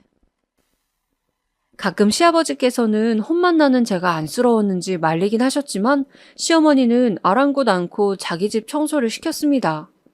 그 바람에 식당 일은 그만둘 수밖에 없었습니다. 나름 밖에 나가 일하는 게 활력도 돋고 좋았는데 어느새 새장 속에 갇힌 신세가 되어버렸어요.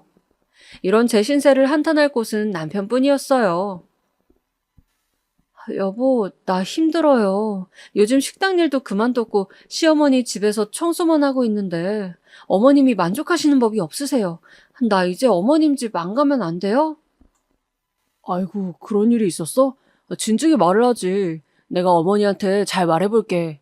미안해, 당신 고생만 시켜서. 서울까지 데려와 놓고는 남편 구실 하나 제대로 못 해줬네. 아니에요. 당신 바쁜 거 아니까 일부러 말 안 한 거예요. 또 내가 말하면 당신 어머니 흉만 보는 게 되는 거니까요. 고마워. 당신이 이렇게나 현명하니 내가 몸둘 바를 모르겠어. 이 문제는 내가 어머니하고 잘 말해볼게. 걱정하지 말고 있어. 남편은 다정한 사람이었습니다. 제가 토로하자 이를 시어머니께 달려가 일을 잘 조율해보려고 했어요. 남편 딴엔 엄청난 노력이었을 겁니다. 문제는 시어머니께서 이거를 고자질이라고밖에 받아들이지 않는다는 거였어요. 어느 날 김장을 하러 시어머니 댁에 갔는데 싸늘한 눈빛으로 절 보시더라고요. 기가 죽어 고개를 숙이고 있으니 갑자기 물세례가 날아들었습니다. 어머니. 왜? 내 아들한테 일러놓고 이 정도 대가도 없을 줄 알았니? 내가 너 이런 애인 줄 알았으면 진즉에 며느리로 들이려 하지 않았을 거다. 어디 아들과 부모 사이를 갈라놓으려고 해? 어디서 그런 못돼 처먹은 걸 배워왔어? 어머님, 저 그러려는 게 아니에요. 그냥 제가 너무 힘들어서. 엄마, 이게 뭐 하는 짓이에요? 당신 괜찮아? 남편이 달려오지 않았다면 아마 저는 더 큰 화를 입었을 겁니다. 그날은 남편 덕에 간신히 시어머니로부터 벗어날 수 있었죠. 허나 더 이상 시댁에 갈 엄두가 나지 않더군요. 이런 와중에 남편은 재촉하지 않고 시간을 갖자고 말하며 저를 달래주었답니다. 당신이 원한다면 자기 역시 어머니를 보지 않겠다고 하면서요. 저에겐 참 좋은 남편이었죠? 허나 그 행복도 잠시 몇 달이 안 되어 저는 세상의 모든 절망과 쓰라림을 맛보게 되었습니다. 저 김인순 씨 되시나요? 지금 윤철 씨가 병원에 이송되어 왔습니다. 병원에 전화를 받고 다급히 달려갔을 때 남편은 처참한 모습으로 누워 있었어요. 이미 원래의 모습을 알아볼 수 없을 정도로 온몸이 일그러져 있었고 저는 넋이나가 그저 남편의 이름만 부르고 있었습니다. 여보, 철희 씨, 여보 당신. 그리고 뒤이은 의사의 말에 그만 정신을 놓아버렸죠. 남편의 사망 시간을 알리는 말이었습니다. 어떻게 장례를 치루었는진 기억이 잘 나지 않습니다. 결혼 생활 동안 시댁살이에 지쳐 힘들긴 했어도 나를 그리 따뜻하게 보살펴주던 사람이었는데 일이 허망하게 떠나고 나니 어찌 이 고통을 감내해야 할지 모르겠더군요. 게다가 시어머니는 장례식에서도 난동을 피우셨습니다. 너 때문이야, 너 때문! 너같이 운 없는 계집애가 들어와서 이 꼴이 된 거다. 우리 아들 어쩜 좋으니? 우리 불쌍한 아들. 주변에서 말려 그나마 간신히 진정되었지만 저는 시어머니를 원망하지도 탓하지도 않았습니다.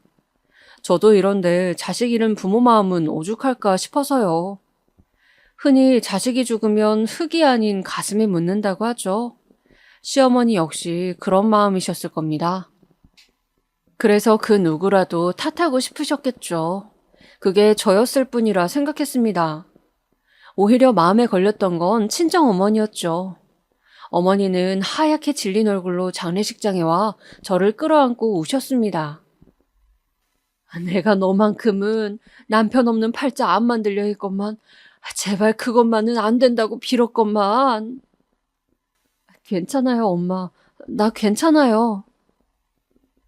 어머니는 저만치나 많은 충격을 받으셔 오빠의 부축을 받으며 집으로 돌아가셨습니다. 하지만 청천벽력 같은 일은 애석하게도 여기서 끝나지 않았습니다. 그렇게 장례가 끝나고 남편의 유품을 정리하고 있는데 갑자기 헛구역질이 나왔어요.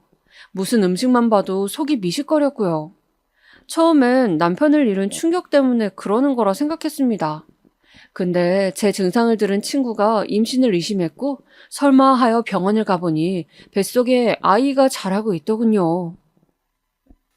축하합니다. 앞으로는 건강 잘 챙기세요. 초기에는 유산 가능성도 있으니 조심하시고요. 선생님 말씀도 잘 들리지 않았어요. 비틀거리며 병원 밖을 나서는데 과부가 된 처지에 키워야 할 아이까지 생겼다니 제 운명이 놀랍다는 생각만 들었습니다. 하지만 진정하고 차분하게 생각해 본 결과 이 또한 어쩌면 남편이 준 선물이 아닐까 싶더군요. 먼저 떠난 남편이 제게 외로워 말라고 쥐어준 선물 말입니다. 그리 생각하니 하염없이 눈물이 나왔고 저는 남편 사진을 끌어안으며 그야말로 오열을 했습니다. 당신 왜 먼저 갔어요? 같이 이 기쁨 누리지, 같이 키우지. 남편 역시 내색하진 않았지만 얼마나 아이를 원했는지 알았기에 저는 그리도 울고 또 울었습니다. 임신 사실을 알았을 땐 시댁에 이 소식을 가장 먼저 알리려 했습니다. 그런데 아들이 죽고 모든 걸 정리한 뒤 시골로 다시 내려갔다는 말만 들었을 뿐 찾을 길이 없었습니다. 시어머니의 친지분들을 찾아뵈어도 다들 어디로 사라졌는지 모르겠다고 하시더라고요. 그래서 일단 친정어머니의 부름을 받아 고향에 내려갔습니다. 부른 배를 감싸 안고 있는 동안은 앞으로 어떻게 살아갈지 생각했어요.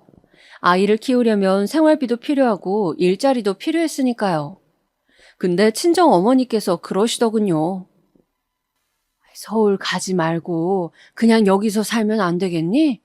나도 혼자 지내는 거 적적하다. 네 오빠에 너에 다 가버렸는데 이 애미가 도와주면 안 되겠니? 아마도 어머니는 과부가 된 저를 돕고 싶으셨던 것 같습니다. 혹여라도 손가락질 받을까봐 지켜주고 싶으셨던 거겠죠. 저는 그런 어머니의 간곡한 부름을 차마 거절할 수 없어 고개를 끄덕였어요. 그리곤 고향병원에서 출산까지 한 후 그곳에서 하나뿐인 아들내미를 키우기 시작했습니다. 확실히 엄마가 옆에 있어 그런지 육아가 그리 고되지만은 않았습니다. 어머니가 아이 젖 먹이는 것부터 시작해 아플 때도 당황하지 않고 무엇을 먹여야 하는지 같은 것들을 손수 알려주셨거든요.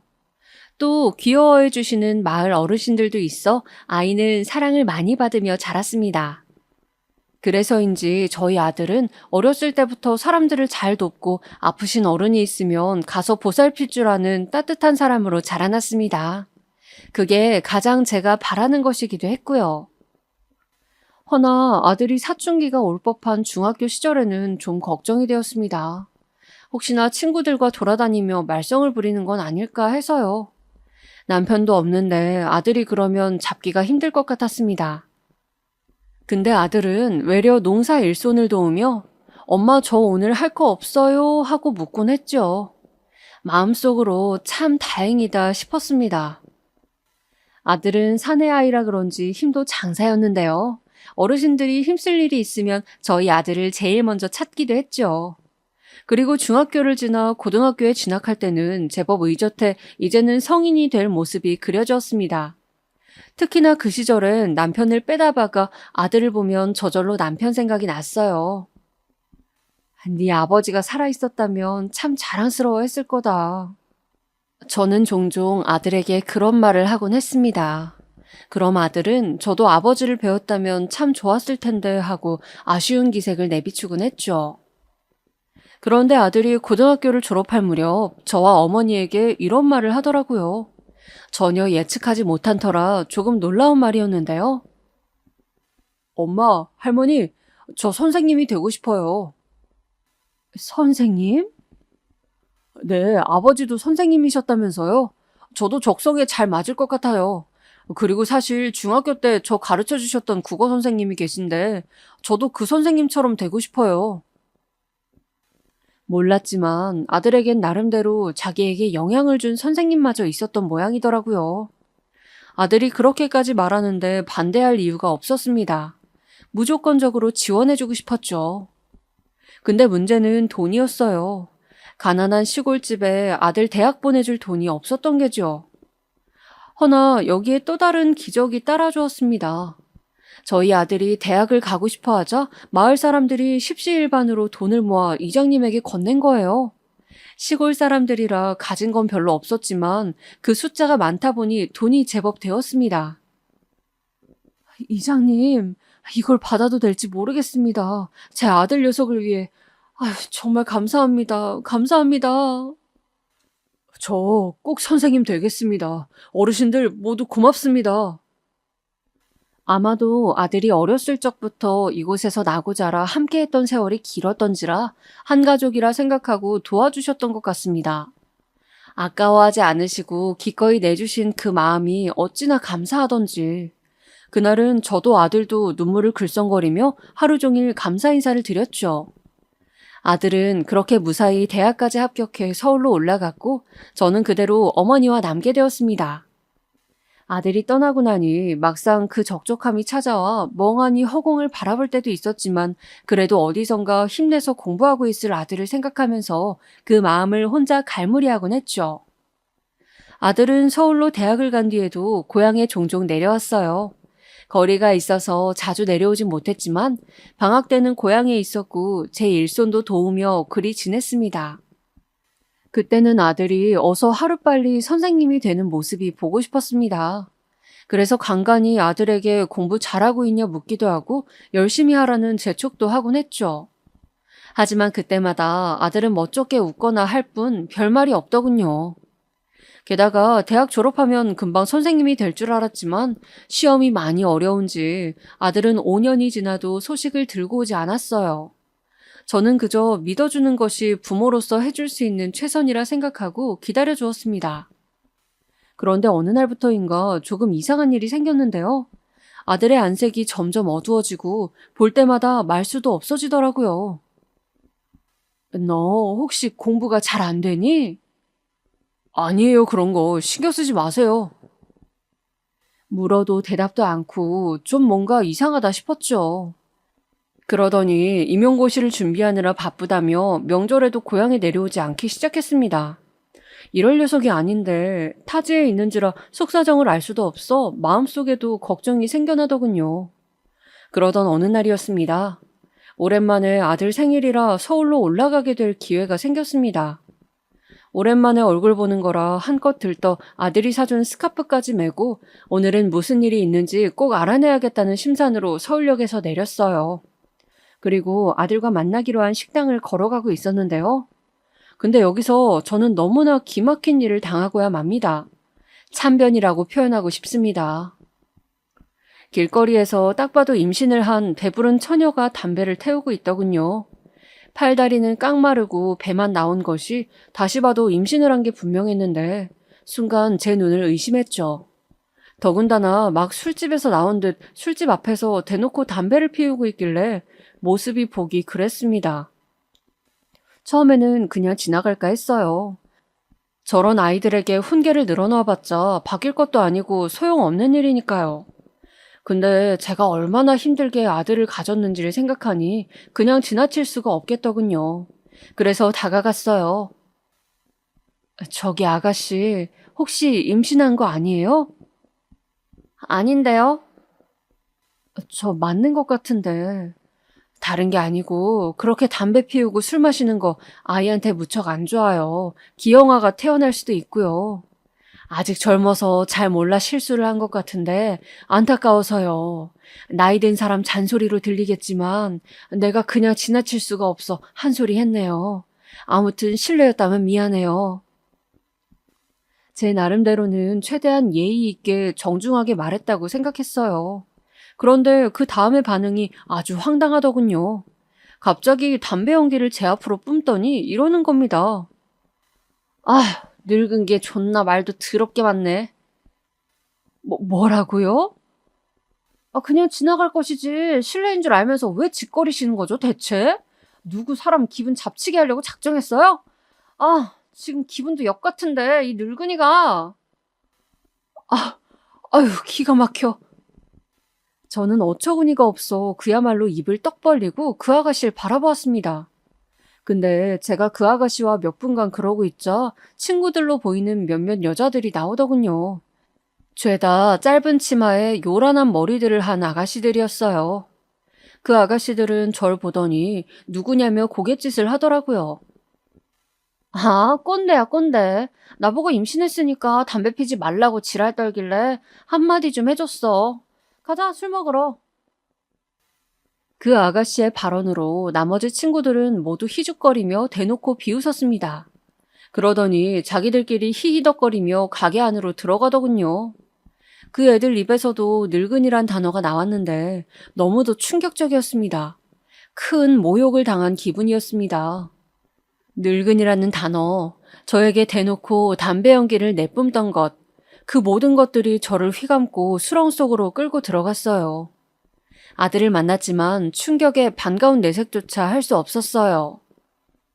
엄마, 무슨 일 있어요? 아니다, 아니야. 얼른 밥 시키자꾸나.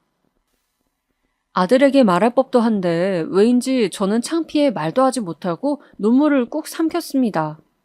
아무렇지 않은 척 밥을 먹으려는 저를 아들은 이상하게 바라봤지만 식사 내내 그저 아들의 안부만 물을 뿐 침묵을 지켰죠. 그런데 집으로 돌아가려던 찰나 아들이 저를 붙잡고 이런 말을 하더군요. 마치 꺼내기 힘든 얘기를 한다는 얼굴로 말입니다. 엄마 있잖아요. 내가 만약 어려운 선택을 한다고 하면 엄마는 나 응원해 줄 수 있어요? 그게 무슨 말이니? 그냥 묻는 거예요. 아들의 얼굴은 몹시 심란해 보였어요. 어려운 선택, 그게 뭘까요? 하지만 그게 뭐이던 간에 저는 아들을 응원해 줄 수 있었습니다. 다름 아닌 내 배로 낳은 아들이니까요. 그럼 당연하지. 그러니까 공부 압박받지 말고 천천히 해라.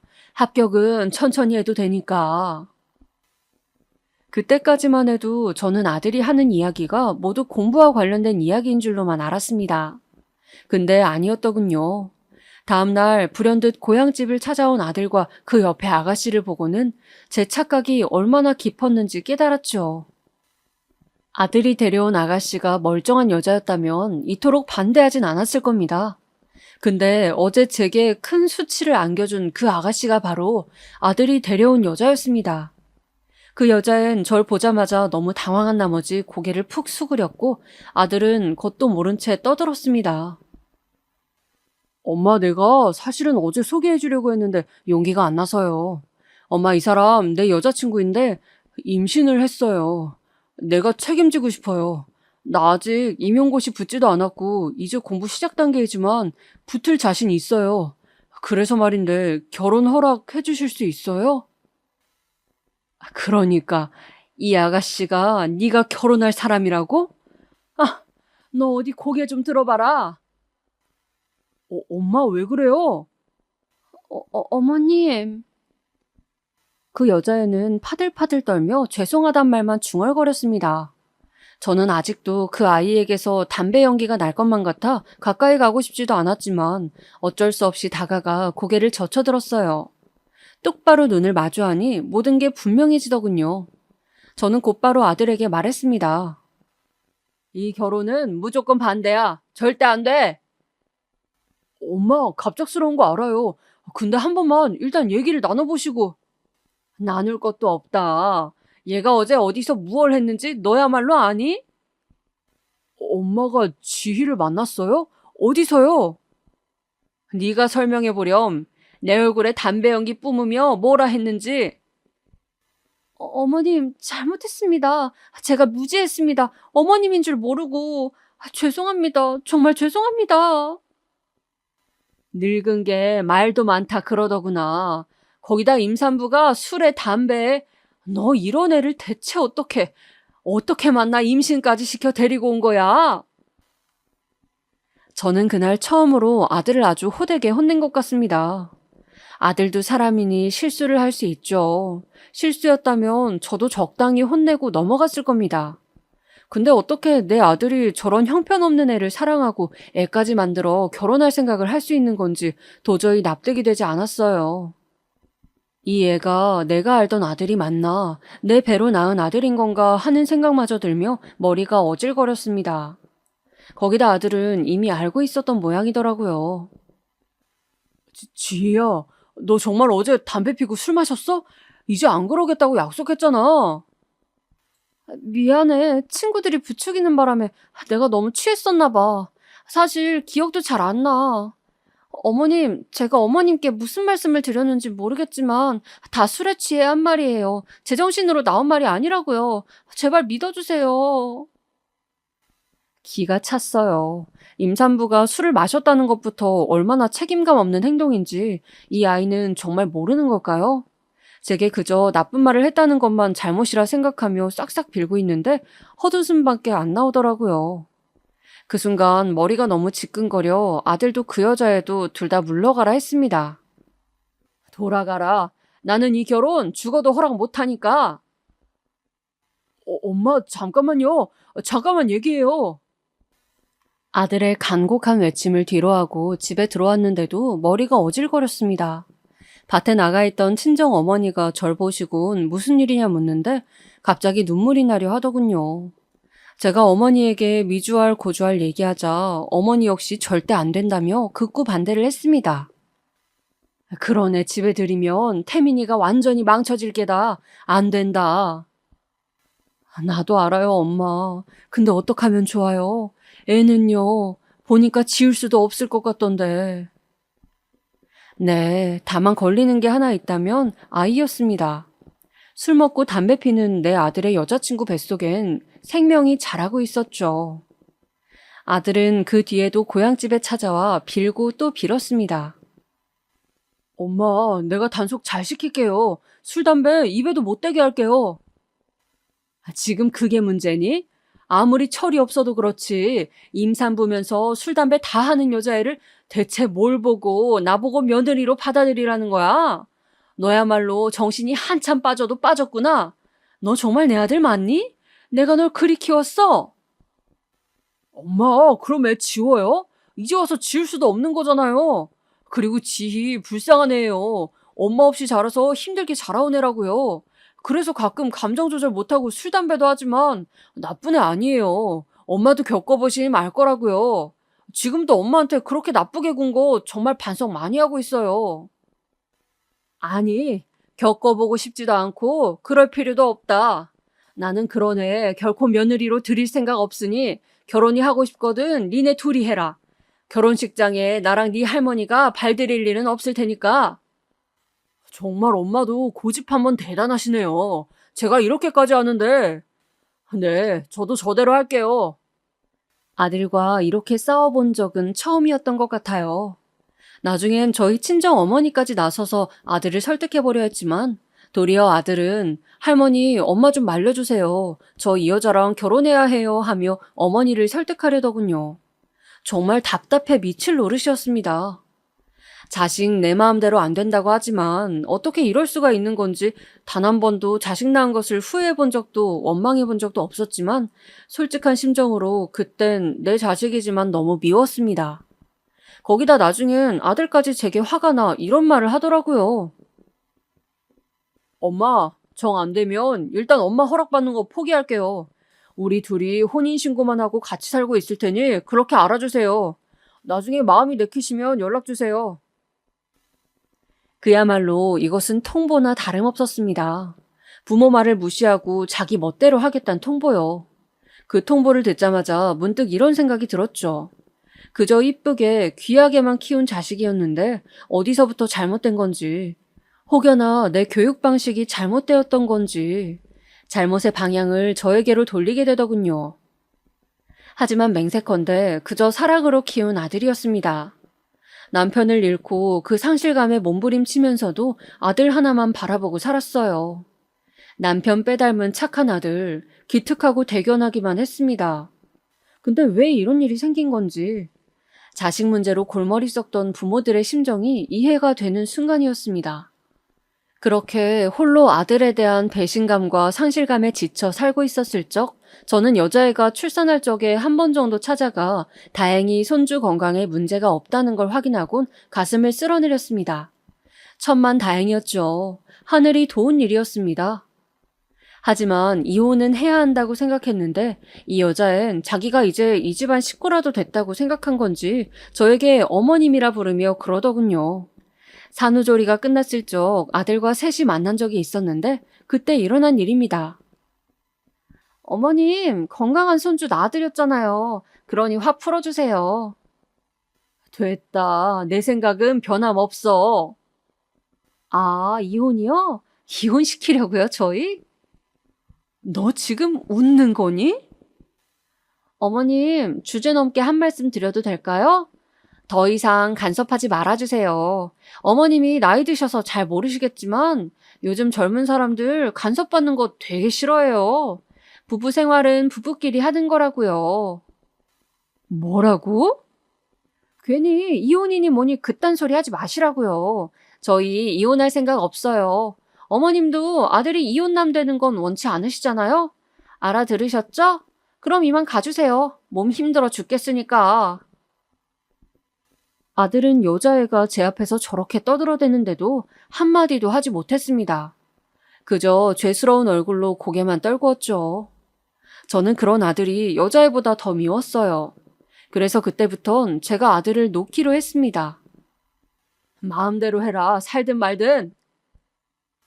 그 후로 저와 아들 사이에 교류는 없었습니다. 명절날 서로 연락하지도 않았고 그저 저도 아들이 없는 것처럼 살려 했죠. 허나 말이 쉽지 매일 밤 남편 사진만 보면 눈물이 났습니다. 비통하고 원통하고 이럴 때 남편이라도 있었으면 좋으련만 젊은 날 남편 잃은 것마저 서글프더라고요. 그리고 저는 1년 후 갑작스레 친정어머니 장례까지 치르게 되었습니다. 원래 앓고 계시던 지병이 악화되시면서 쓰러지셨는데 그 길로 돌아가시게 된 것이죠. 어머니 장례까지 치르니 그야말로 마음이 사막과 같더군요. 그 괴로움의 시간이 아마 2년 정도 되었을 거예요. 그리 살던 어느 날 누군가 집 문을 두드렸습니다. 잠에 덜 깬 얼굴로 나가보니 예상치 못한 사람이 서 있더라고요. 바로 아들이었습니다.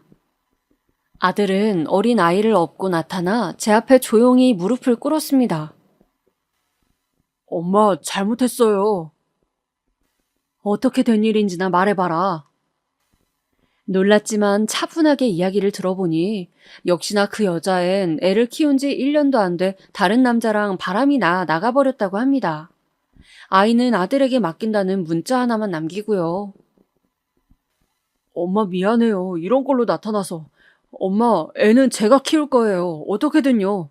그래도 죄송하다는 말씀은 드리고 싶어서요. 정말 죄송합니다. 아들은 말을 끝낸 뒤 그대로 엎드려 펑펑 울고 또 울었습니다. 얼마나 한이 쌓였던 건지 아니면 그간의 고생이 심했던 건지 참 구슬프게도 울더군요. 미운 아들이었지만 저리 또 가슴 아프게 울고 있으니 저 역시 가슴이 쓰렸습니다. 자식은 어쩔 수 없는 것일까요? 저는 그날 아들을 집으로 불러 밥상을 차려주곤 손주를 보았습니다. 똘망똘망하니 이쁘게 생겼더군요. 아들은 그 후 저와 살게 되었어요. 제 농사일을 돕고 손주도 키우면서요. 물론 손주 키우는 건 제가 돕고 있습니다. 허나 저는 여러분들에게 묻고 싶습니다. 고향으로 돌아온 아들과 손주, 제가 품고 살아가는 게 맞을까요? 한때 부모 가슴에 대못 박은 아들이지만 저는 아들을 버릴 수가 없습니다. 이런 저 어찌하면 좋을까요? 정말 제 인생이 왜 이럴까요? 현명한 해답이 있다면 알려주시면 좋겠습니다.